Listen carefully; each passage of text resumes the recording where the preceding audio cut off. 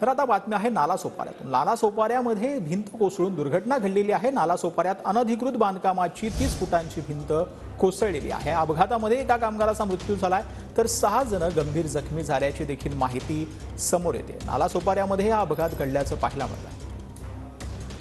नालासोपारा पूर्व वाकणपाडा चौधरी कंपाऊंड या परिसरामध्ये एक 25 ते 30 फुटाची अनधिकृत बांधकामाची भिंत कोसळून जवळपास 5 ते 7 मजूर जे आहेत हे गंभीर जखमी झालेले आहेत। त्यापैकी एका कामगाराचा मृत्यू झाला असल्याचे सध्या प्राथमिक माहिती समोर येत आहे। आपण बघू शकता की मी आता त्या घटनास्थळावरती आहे।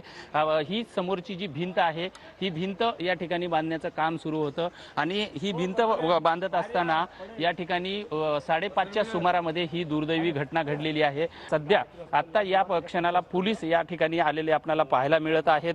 मात्र ही जी दुर्दैवी घटना आहे या घटनेमध्ये जे कामगारांचा जो मृत्यू झालेला आहे हा मात्र दुर्दैवी आहे आणि जे 5 जण जे आहेत हे एका खाजगी रुग्णालयामध्ये त्यांच्यावरती उपचार सुरू आहेत।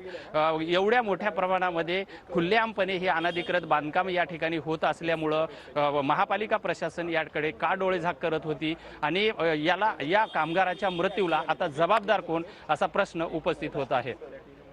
विजय गायकवाड, TV9 मराठी, नालासोपारा।